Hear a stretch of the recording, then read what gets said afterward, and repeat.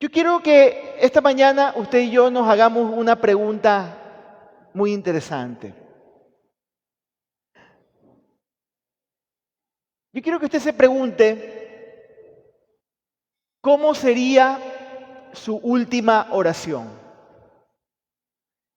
Imagínese que usted está con sus seres más queridos, las personas más cercanas a usted, las tiene ahí al lado suyo y usted sabe que no los va a ver, no los va a volver a ver nunca más. Usted sabe que es la última vez que usted va a ver a estas personas y usted tiene que orar por ellos. ¿Cuál sería su oración? ¿Cómo sería esa oración? ¿Qué le pediría usted al Señor, a Dios, si usted está rodeado con esas personas que son las más importantes para usted? Las personas con las que ha convivido, las personas más cercanas a usted, las personas que usted más ama.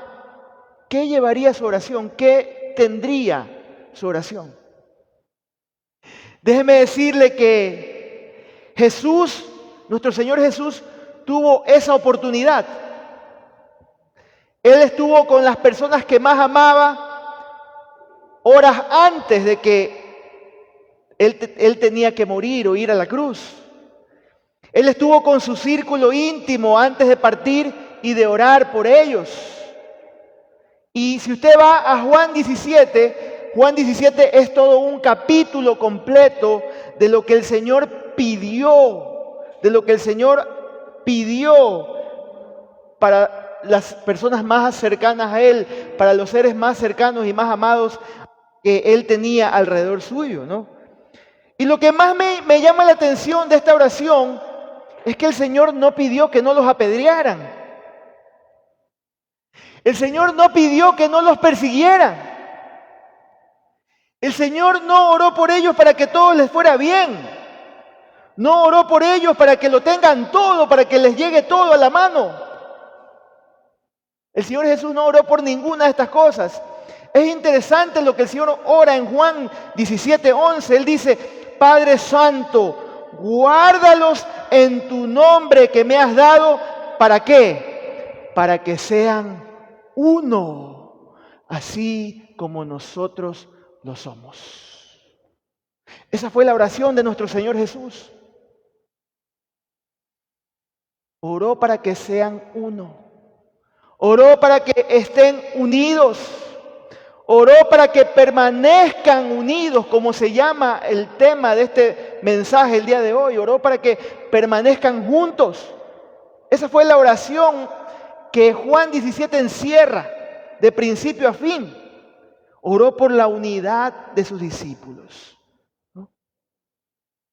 ¿Y sabes lo que el Señor les está diciendo? Lo que el Señor está pidiendo y lo que más me llama la atención de esta oración es que el Señor lo que está diciendo es, si ustedes están unidos como una familia en Cristo, si ustedes permanecen con la palabra de Dios en sus vidas, entonces van a cumplir los propósitos divinos y entrar en el destino que yo he preparado para ustedes.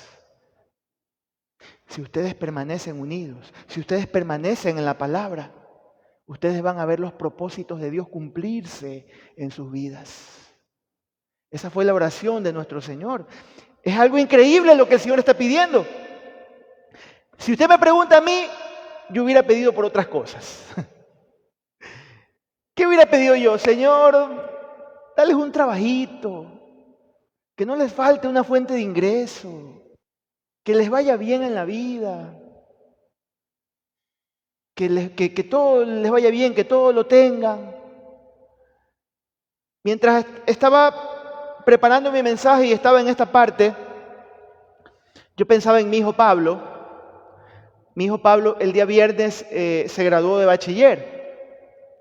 Y les cuento aquí en confianza, días atrás habíamos tenido un malentendido, él estaba un poquito enojado conmigo, ya, sin fundamentos, por si acaso. Y estábamos un poco distanciados, pero yo como buen padre, y se lo pido que usted lo haga siempre. Usted, si su hijo no da el primer paso, usted délo. Y usted llámelo a arreglar las cosas. Y lo llamé, vino acá a la casa, conversamos. Le dije cuánto le amaba, nos arreglamos, nos abrazamos y pues todo lindo. El día viernes tuvimos una linda noche, su graduación, estuvieron los abuelos de él, estuvo mi esposa y estuvimos un buen tiempo, estuvieron los chicos. Pero yo pensaba en mi hijo y yo decía, ¿qué es lo que yo quiero para él? Yo quiero para él y para mis 3 hijos, quiero bienestar, quiero que destaquen en la vida, quiero que estudien todo lo que tengan que estudiar hasta donde puedan llegar, quiero que sean buenos profesionales. No sé si es un deseo egoísta, quiero que o los 3 o por lo menos uno de ellos sea pastor. No sé si Dios me lo permita.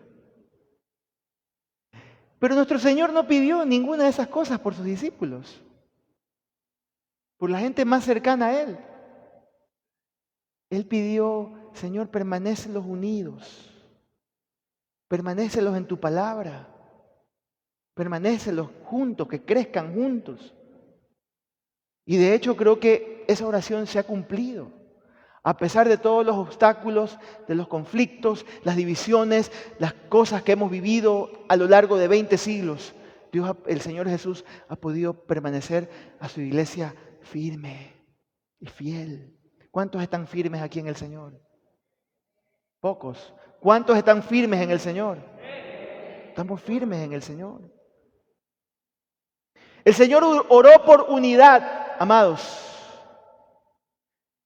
Y yo sé que aquí hay varias familias, hay hogares representados, ¿no? Que ustedes realmente anhelan ser felices, anhelan tener prosperidad, anhelan ser bendecidos, anhelan caminar juntos, anhelan estar firmes, ¿no? Y yo sé que ustedes como familias tienen un gran potencial, en sus vidas de permanecer unidos, de permanecer con un mismo sentir y que Cristo pueda liderar su casa, que Cristo pueda liderar su hogar. Si eso pasa en sus vidas, hay un potencial increíble, inmenso en nuestras vidas, fluyendo y siendo de bendición para muchas personas, ¿no? Y como les dije, hoy seguimos adelante con el libro de Hechos, pero quería hacer este preámbulo porque justamente estamos hablando de la unidad, ¿no? Y vemos cómo la iglesia de Cristo, a pesar de todas las cosas difíciles, duras que ellos pasaron, ellos han permanecido fieles o hemos permanecido fieles y firmes en el Señor. Ahora, yo quisiera que hoy podamos nosotros aprender algunas cosas que cultivó la iglesia primitiva, que pudieron llevar a esta iglesia a ser una iglesia fuerte, a poder expandirse, en menos de 100 años poder llevar el nombre de Cristo por todo el Imperio Romano, ¿no? Hay 3 cosas importantes que quiero compartirte, 3 elementos que fueron básicos, elementales a la hora de que la iglesia pueda seguir adelante y crecer. En primer lugar, ellos tuvieron conexión con la palabra. En segundo lugar, ellos tuvieron conexión con el Padre a través del Espíritu Santo. Y en tercer lugar, tenían una conexión con la familia espiritual. Había comunión entre ellos. Y justamente de eso es de lo que yo quiero hablar en este día, ¿no? Hermanos, si usted recuerda hace 2 domingos atrás, o los últimos 2 domingos, nosotros hemos estado hablando, los últimos 2 domingos, en primer lugar, cómo la iglesia esperó la venida del Espíritu Santo. El Señor les dijo, esperen, recuerda. Y usted lo puede ver en Hechos 1, le dijo, esperen porque hay una promesa.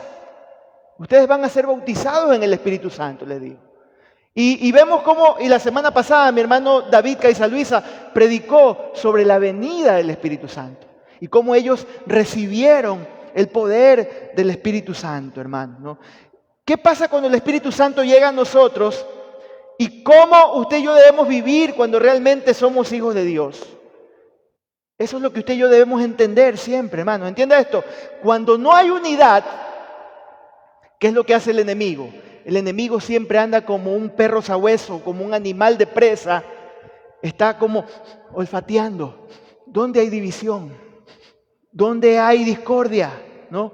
Porque Él quiere destruir, Él quiere devorar los propósitos que Dios tiene para nosotros. Por eso usted y yo necesitamos de nuestros hermanos. Usted necesita de la persona que está al lado. Usted necesita de la persona que está a su lado. Y esa persona que está a su lado necesita de usted. Dígale al que está a su lado, tú me necesitas. Dígaselo, a ver. Dígale, tú me necesitas. Pero dígale, yo también te necesito. ¿Ya? Cuidado que hay algunos varones galanes que le está diciendo a alguna chica, yo te necesito. No, cuidado. Te estoy hablando en el buen sentido. Pero dígale, tú me necesitas y yo te necesito. ¿No? Yo te necesito, hermano.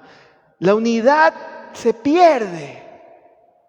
La unidad muchas veces se pierde en la iglesia, mis hermanos, y la unidad se pierde en las familias, en los hogares. ¿Sabe por qué? Porque se pierde la confianza. La unidad se pierde, hermano. ¿Sabe por qué? Porque la unidad se cae por la murmuración. La unidad se pierde por el chisme. La unidad se pierde por las mentiras. La unidad se pierde porque yo pienso que soy diferente y como soy diferente, soy superior a ti. Y como soy superior a ti, yo no me quiero juntar contigo. Chusma, chusma, como dice Kiko.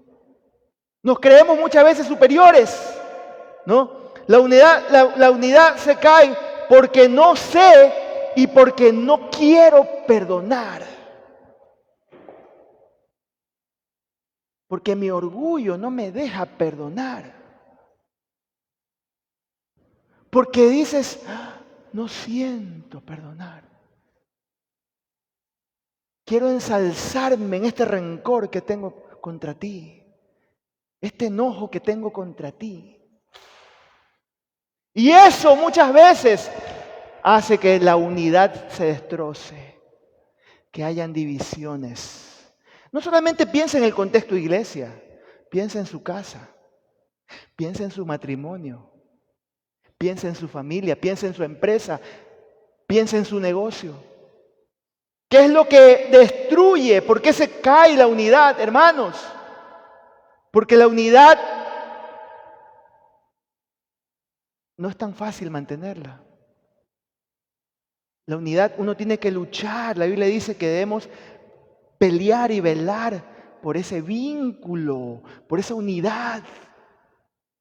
No es que llega así de por sí, espontáneamente. Usted y yo tenemos que luchar por esa unidad. En su casa usted tiene que luchar porque usted tenga unidad con sus hijos, con su esposa. Tiene que luchar por eso, ¿no? Pero muchas veces se cae. ¿Por qué? Porque aunque yo no soy perfecto, yo quiero que los demás sean perfectos. Y yo pido perfección de los demás. Y yo soy implacable con los demás.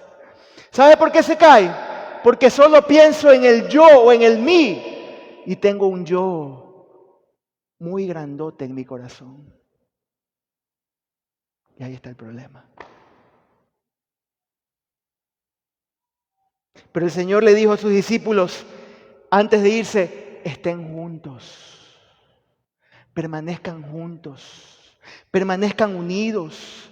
Si tú lees el libro de los Hechos, te das cuenta que estuvieron conectados de una manera increíble, unidos en gran cantidad de cosas. No era una o dos cositas, ellos tenían muchas cosas en común. Y muchas veces estamos buscando las cosas que nos dividen en lugar de buscar las cosas que nos unen. Eso es lo que debemos siempre buscar. Piénselo como matrimonio, piénselo como hijo, piénselo como esposo, como padre, piénselo como jefe. ¿Qué son las cosas que más me unen que las que me separan? ¿Qué son las cosas que más tengo en común con las personas que están a mi lado que las que me separan? Dice Hechos 2:41, si nosotros nos damos cuenta y tomando el contexto de lo que se compartió la semana anterior, el hermano David, dice Hechos 2:41, así que los que recibieron su palabra, dice, fueron bautizados y fueron añadidas aquel día como 3,000 personas. ¡Wow! 3,000 personas fueron compungidas de corazón, 3,000 personas tomaron la decisión de entregarle su vida a Cristo. Y ese mismo día dijeron, queremos bautizarnos. Imagínense. Dicen algunos comentaristas que tanto fue el impacto a esa gente que había llegado a Jerusalén. ¿Por qué había tanta gente en Jerusalén? ¿Sabe por qué había tanta gente en Jerusalén? Porque la gente que creía en Jehová o tenían como religión el judaísmo, justamente en esa época, que era el tiempo de Pentecostés, que era una fiesta en el Antiguo Testamento, venía mucha gente de muchos lugares. Y usted ve en Hechos 2, ahí dice, de todos los lugares donde estaban, prosélitos de aquí, de allá, de acá. Y toda esa gente que estaba ahí adorando, fueron los que recibieron la palabra, fueron los que fueron bautizados y los que se añadieron, esas 3,000 personas. Y tanto fue el impacto de esa experiencia espiritual que se quedaron a vivir ahí, porque ellos dijeron, no nos podemos ir, esto es tan hermoso, tan delicioso lo que hemos recibido, cómo Dios ha cambiado nuestras vidas, cómo Dios nos ha transformado, somos nuevas personas que tenemos que quedarnos en Jerusalén. Y se quedaron a vivir ahí, no sé cuánto tiempo, pero mucha gente se quedó ahí. Y como había tanta gente y no había lugar donde vivir, era tanta la necesidad, ¿no?, que muchos no tenían qué comer ni nada, porque estaban justamente cambiando de domicilio, ni siquiera de domicilio, de país para algunos, de locación. Se habían mudado de otro lugar, habían venido a vivir a Jerusalén porque habían sido tocados, habían sido impactados con la palabra de Dios, ¿no? ¿Y qué pasa? Ellos se habían quedado para seguir siendo iglesia, para empezar a ser iglesia, creciendo como iglesia. Y el Señor usa esto para hacer algo increíble con la unidad. Y ese ejemplo de unidad del que estoy hablando ahora y del que les voy a compartir es un ejemplo para nuestro hogar, para nuestra familia, para nuestro negocio, nuestra empresa, pero también justamente para esta comunidad, este entorno, la comunidad cristiana que somos nosotros. Dice la palabra de Dios en Hechos 2:42, y perseveraban en la doctrina de los apóstoles, en la comunión unos con otros, en el partimiento del pan y en las oraciones. La palabra perseverar aquí significa lo siguiente, mis queridos hermanos. Perseverar significa continuar una acción en la cual tú ya has empezado, pero tú dices, tengo que seguir adelante porque esto es importante. Déjeme explicarlo mejor.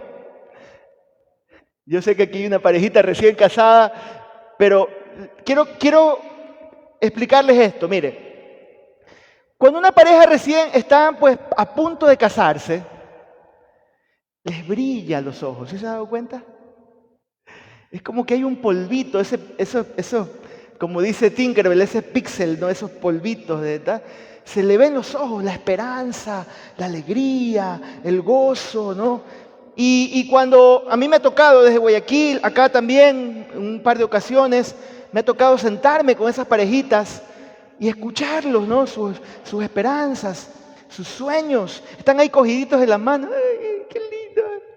Mirándose, emocionados, ¿no? Te puede dar hasta un coma diabético de tanta dulzura que ves ahí. O sea, es demasiado. Están demasiado emocionados. Están planeando su boda, están planeando la luna de miel. Pero en medio de todos esos sueños, planes y todo eso, hay que decirles, está bien, perfecto. Pero es solo el comienzo. Es solo el comienzo. Lo que tú estás planeando, lo que están planeando, son cosas muy importantes, pero eso es solo el principio. Porque pasa algo con la cercanía. Pasa algo con la cercanía. Cuando empiezo a conocerte más, me doy cuenta que somos muy, pero muy diferentes. Me doy cuenta que ya las cosas no somos, esas almas gemelas ya no son tan gemelas. Ya no somos tan gemelos. Hermanos, eso pasa exactamente con la iglesia. Cuando yo empiezo a conocer a mis hermanos cristianos, me doy cuenta que la cercanía revela los errores de ellos, pero también revela mis errores. También revela cómo somos. Revela qué tipo de personas somos, qué costumbres tenemos, ¿no? Lo que me encanta de la iglesia primitiva, hermanos, y algo que tenemos que aprender y cultivar, es que a pesar de todas las diferencias que ellos tenían, hermanos, es una iglesia que vivió en comunión permanente. Es una iglesia que buscaba profundamente al Señor y permanecía en la palabra de Dios. Y ojalá que usted y yo podamos cultivar eso en nuestras vidas. ¿Qué cultivó la iglesia primitiva y que nosotros tenemos que cultivar? ¿Qué fue lo que cultivó la iglesia primitiva? Lo que usted cultiva da fruto, ¿no? Aquí tengo a mi hermano Esbar. Yo sé que ahorita él va a estar muy atento a lo que voy a decir. Yo conozco a mi hermano porque algunos meses estuve ahí un poco cerca de él. A mi hermano le encantan las plantas. Le fascinan las plantas y yo lo veía que ahí en la terraza o también ahí en el garage, él siempre estaba moviendo la tierra y cuando no llovía echándoles agüita y echándoles algún tipo de abono y echándole algún tipo de fertilizante. Y cuando yo conversaba con él, pues a veces hasta 2 horas ahí hablando de plantas, porque a él le encantan las plantas, es lo que más le gusta. Y sabemos que cuando le damos el tratamiento y le damos el tiempo y cultivamos eso que queremos que dé fruto, es inminente que va a dar fruto. Van a llegar los limones, van a llegar las mandarinas, van a llegar las manzanas, van a llegar las frutillas. Va a haber fruto porque estamos cultivando, ¿no? Porque estamos cultivando, ¿no? Ahora, ¿qué cultivó la iglesia primitiva, mis hermanos? ¿Qué es lo que usted y yo debemos aprender en nuestros hogares? ¿Qué es lo que usted y yo debemos aprender para que nuestra familia dé fruto abundante? Para que nuestro barrio, nuestro colegio, el trabajo, la comunidad pueda ver el fruto cultivado en nuestras vidas cuando mostramos a Cristo. ¿Qué fue lo que cultivó la iglesia primitiva? Veamos lo que dice el versículo 42. Dice, y perseveraban en la doctrina de los apóstoles. ¿Qué fue lo primero que ellos cultivaron? ¿Qué fue lo primero que ellos perseveraron? Ellos cultivaron la doctrina de los apóstoles. Ellos estaban recordando qué pasaba en sus vidas. Simplemente lo que estaban haciendo estos apóstoles o esta iglesia, ellos estaban recordando. Y los apóstoles estaban recordando lo que Jesús había hecho.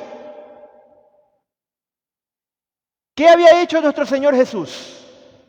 Había nacido, había crecido, había hecho discípulos, había hecho milagros, había enseñado, había amado a todos, había ido a la cruz, había muerto una muerte cruel, había resucitado y ellos estaban recordando que el Señor había sufrido, que había muerto, que había resucitado y que estaban esperando que Él venía otra vez y que viene otra vez.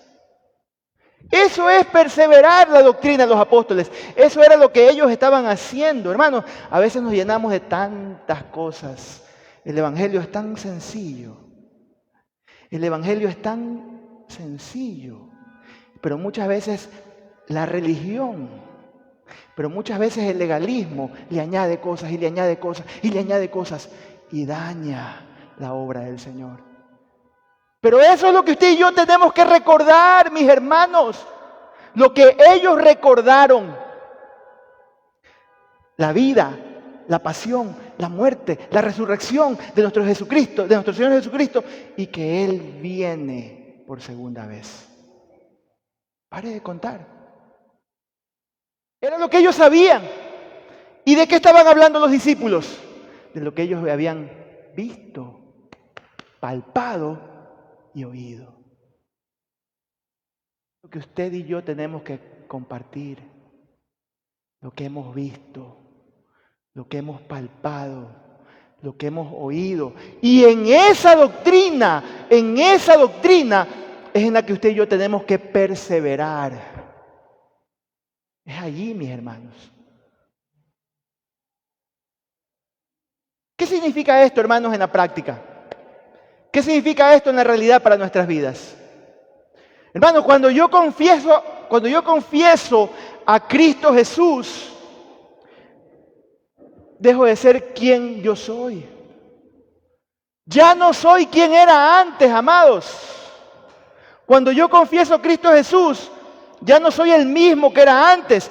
No puedo seguir viviendo de la misma manera que vivía antes, porque Cristo me ha liberado. Porque Cristo ha roto mis cadenas. Ahora vivo una vida completa en Cristo. Ahora soy un hijo de Dios, ¿no? Si yo entiendo eso, entonces puedo recordar que soy una nueva criatura. ¿Cuántas nuevas criaturas hay en este lugar? ¿Cuánta nueva creación hay? Amén, gloria a Dios. Déjenme decirle algo, hermanos. Si no estoy recordando quién soy, rápidamente empiezo a hacer lo que no soy. Sí. Si no estoy recordando quién soy, rápidamente hago, lo que no soy. Sí, mis hermanos. Por eso es que usted y yo tenemos que siempre cultivar esa doctrina, esa sana doctrina. ¿Qué hizo Cristo? La obra de Cristo, ese Cristo histórico que vivió, murió, resucitó. Y que gracias a eso, mis hermanos, yo estoy aquí firme, parado en la roca, fiel a mi Señor. Es la única manera, hermanos. Ahora soy nuevo. Ahora usted es nuevo. El que conocieron ya murió. Eso era la doctrina de los apóstoles. Eso es lo que ellos predicaban. Eso es lo que ellos enseñaban. Y era lo que cultivaban y lo que compartían con toda esa multitud que estaba ahí en Jerusalén, en la iglesia primitiva. Seguimos en el versículo 42. Entonces decimos que ellos perseveraban en la doctrina de los apóstoles, ¿no? Número 2, ¿qué más hacían? Ellos perseveraban en la comunión unos con otros. Cultivaban la comunión unos con otros, ¿no? Hermanos, ellos compartían muchas cosas. Compartían la adoración al Señor Jesús, compartían los mismos intereses, compartían las mismas batallas, las mismas victorias y luchas, compartían, lo más importante, la misma fe, y eso los mantenía unidos. Era lo que los mantenía unidos. Comunión es la palabra que significa, que en griego es koinonía, que es lo mismo que unidad, estar unidos. Pero comunión no va de la mano con uniformidad. ¿Usted sabe lo que es uniformidad? Eso significa que todos somos igualitos, y no es así. Todos aquí somos totalmente distintos. Todos somos distintos. La unidad, querido hermano, significa que estamos juntos, a pesar de nuestras diferencias, pero tenemos un mismo sentir. Eso es unidad, hermanos. El Espíritu Santo que vive en usted, que vive en usted, que vive en usted, que vive en usted, que vive en usted, que vive en mí, nos ha unido. A pesar de nuestras diferencias, a pesar de nuestros apellidos distintos, a pesar de nuestras costumbres distintas, el Espíritu de Dios nos ha unido como una iglesia. Y nos quiere llevar en un mismo caminar.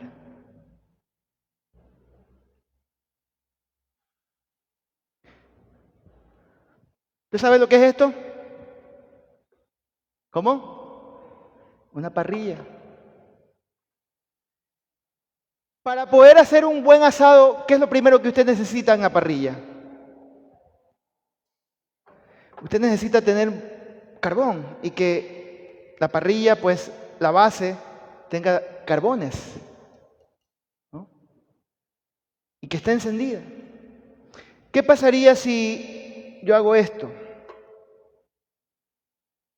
Este es un carbón, ¿no? Y yo este carbón, después de haberlo encendido, lo pongo aquí al lado. ¿Ese carbón está cumpliendo un propósito? ¿No? Ese carbón está encendido. Pero ¿qué va a pasar si yo lo dejo ahí? Se va a apagar.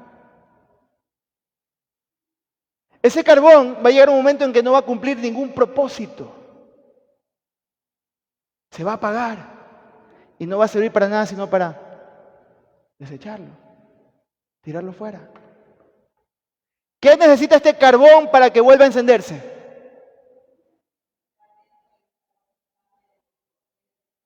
Muy bien, mi hermana. Necesito volverlo a poner en la parrilla para que ese carbón pueda cumplir con el propósito por el cual está destinado, que es, ¿qué pasa? ¿Qué tiene que hacer ese carbón? Junto con los demás carbones, hacer una buena brasa y tener una rica carne acá arriba, ¿no? Una rica parrilla. A mí me encantan las parrillas. Me encanta hacer parrillada. Igual que a don Jonathan. Nos encantan las parrillas.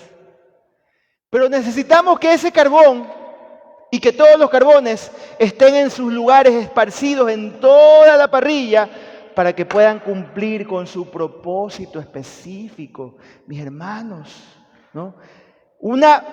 Cumple una función cuando está conectado a la brasa, pero cuando está solo no hace nada.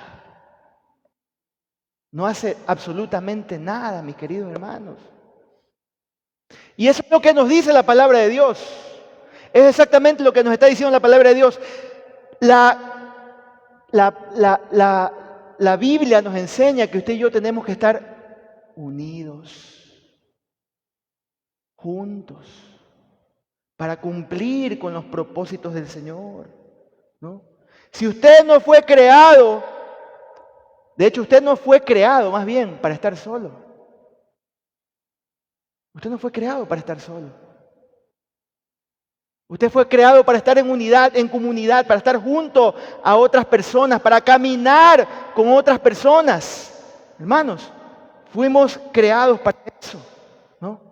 ¿Y qué es lo que nos enseña aquí la palabra, ¿no? La iglesia estaba en un mismo sentir, permanecían en la doctrina de los apóstoles, en la palabra, estaban conectados, juntos hacían la iglesia de Cristo, y es lo que Dios nos ha mandado a hacer. Hermano, no hay nada más doloroso, no hay nada más agotador. Así, escúcheme acá, no hay nada más doloroso, no hay nada más agotador cuando uno solo quiere sacar adelante a su familia, cuando uno solo quiere sacar adelante su matrimonio. No hay nada más agotador cuando tú solo estás tratando de luchar y luchar y luchar. No hay nada más duro que eso, hermanos. No es la responsabilidad de uno, es la responsabilidad de dos. Juntos. Ir hacia caminar hacia ese propósito. A algunos ya muchas veces le va a tocar caminar solos, pero no fuiste creado para estar solo. No fuiste creado para eso. El Señor en una ocasión dijo, no es bueno que el hombre esté solo. No es bueno que el hombre esté solo. Y no lo digo para que usted vaya y se case. Me voy a casar ahorita, pastor. No le estoy diciendo eso. Se lo estoy diciendo para que estemos en comunidad. Si usted se siente solo o está pasando una circunstancia de soledad, ya el Señor le va a poner gente a su alrededor con quien usted pueda caminar juntos, unidos, salir adelante, cumplir los propósitos de Dios. Yo estoy feliz por el cuerpo de liderazgo que Dios me ha dado. Gente buena, amable, comprensiva, entradora, amigos. Y eso es lo que necesitamos aquí como iglesia, usted y yo. Ahora, hermanos, hay también muchos cristianos que están huérfanos espiritualmente. Pero déjeme decirle que todos necesitamos una familia espiritual para crecer bien. En cambio, otros andan de orfanato en orfanato. O por decirlo, de iglesia en iglesia. Probando aquí un poquito, no me gustó. Probando por acá otro poquito, no me gustó. Salto para acá. Y eso no es correcto.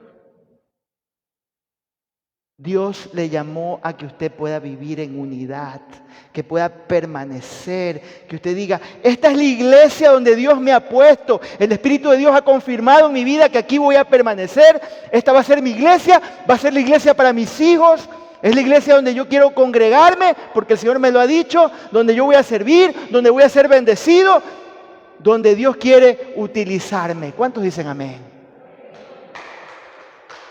No ande saltando, no ande brincando. Permanezca y quédese en esa iglesia. Este es mi lugar. Y si Dios le está confirmando, gloria a Dios, bienvenido, hermano. Pero para estar en unidad, para permanecer en la palabra, no para ser un carbón aislado, para estar juntos. También dice el versículo 42, en el partimiento del pan. ¿Qué significa esto del partimiento del pan? Cultivar la esperanza recordando el amor de Cristo.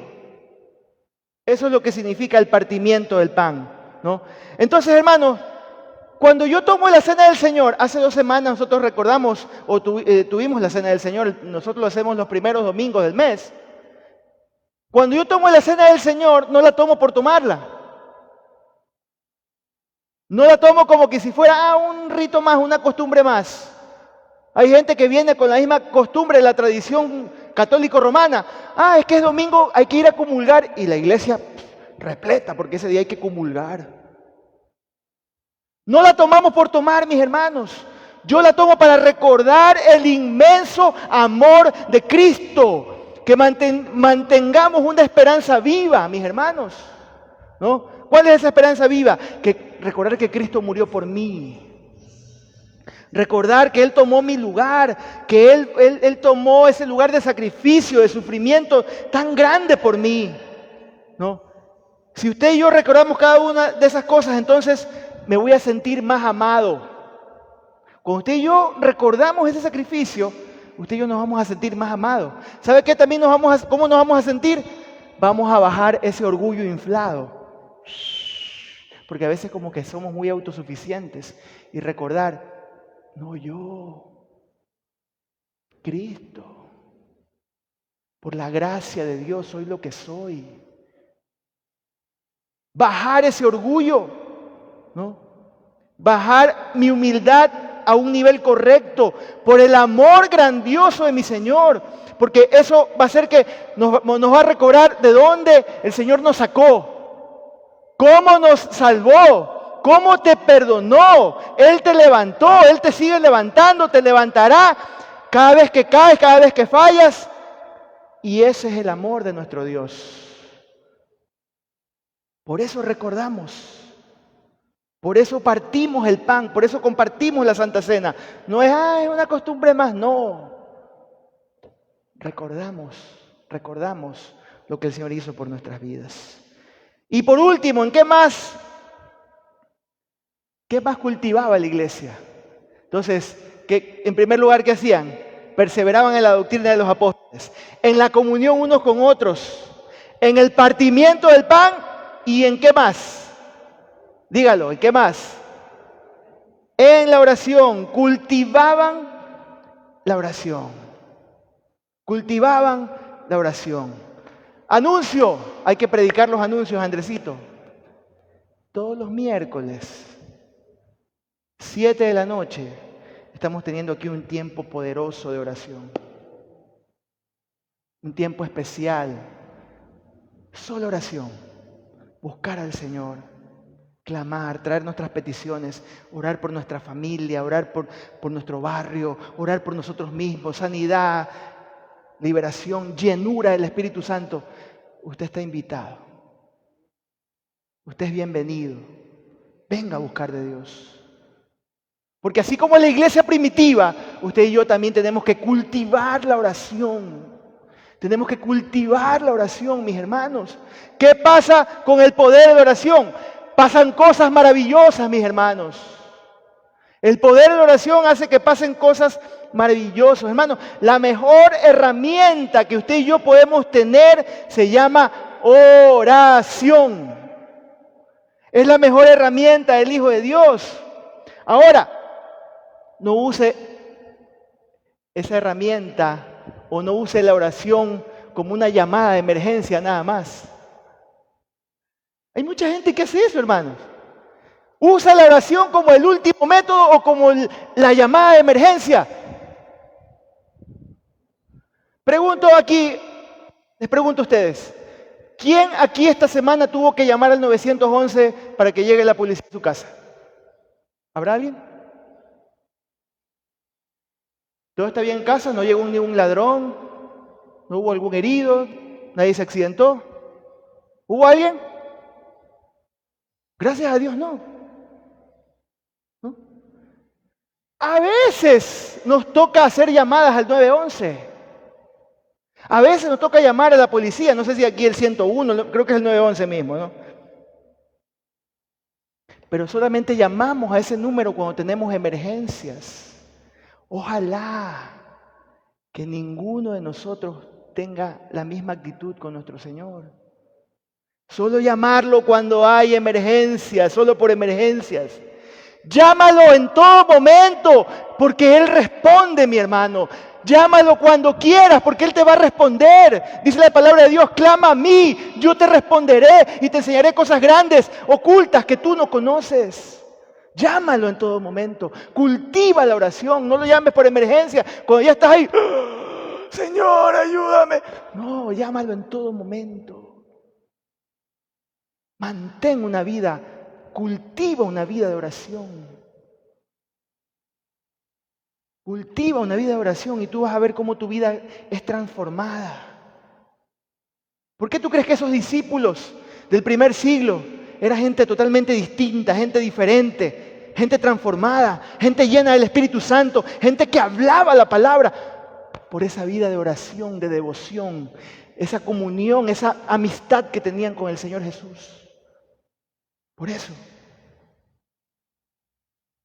Él se va a inclinar, Él va a inclinar su oído y te va a responder. Pero búscalo en oración. Versículo 43, y con esto voy a terminar. Dice la palabra de Dios, versículo 43. Entonces dice, todos estaban asombrados, pues se hacían muchos milagros y señales por medio de los apóstoles. ¿Cuál es la palabra que más le llama la atención ahí?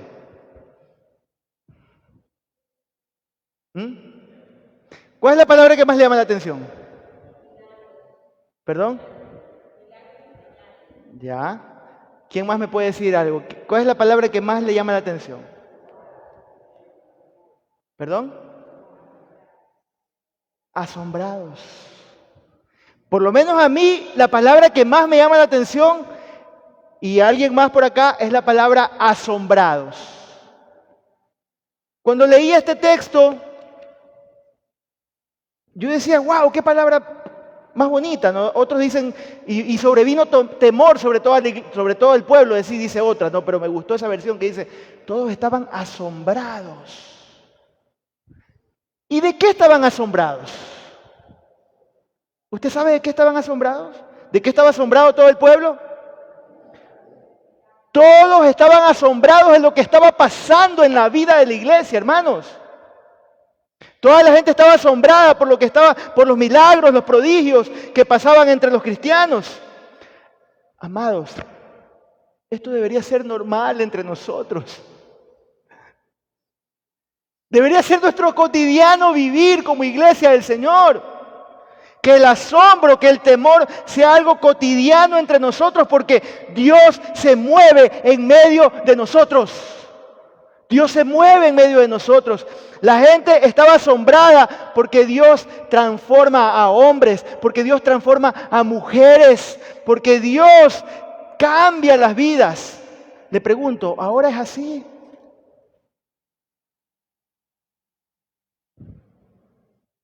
El silencio lo dice todo. Tal vez porque no estamos viendo, o tal vez porque ya se nos ha hecho normal y cotidiano, o tal vez por la incredulidad, o porque la familiaridad y la cotidianidad genera desprecio a las cosas hermosas. Pero el asombro debe ser normal y cotidiano aquí entre nosotros y también a la comunidad, hermanos. Debería ser así. Ese Zaqueo que robaba, ese Zaqueo se volvió generoso. ¿Te imaginas cuando eso pasa en nuestra iglesia? Ese hombre apático, ese hombre grosero, ese hombre que le pegaba a su mujer, cuando viene a Cristo, cuando Dios lo toca, cambiado, transformado, una nueva criatura, un hombre ahora preocupado por su familia, preocupado por sus hijos. Esa mujer que nadie la soportaba, chismosa, peleona, grosera. Esa samaritana que andaba con uno, con otro, con el de acá, y el que ahora tiene tampoco es su marido. Ahora es una mujer santa, una mujer de Dios. Eso es lo que debe pasar en nuestra iglesia, amados. Despiértate, amado. Que el asombro sea cotidiano en nuestras vidas, sea algo normal. El Espíritu Santo transforma vidas. Y yo lo he visto aquí, en estos 3 años que estoy acá. Lo he visto gente transformada, he visto gente cambiada.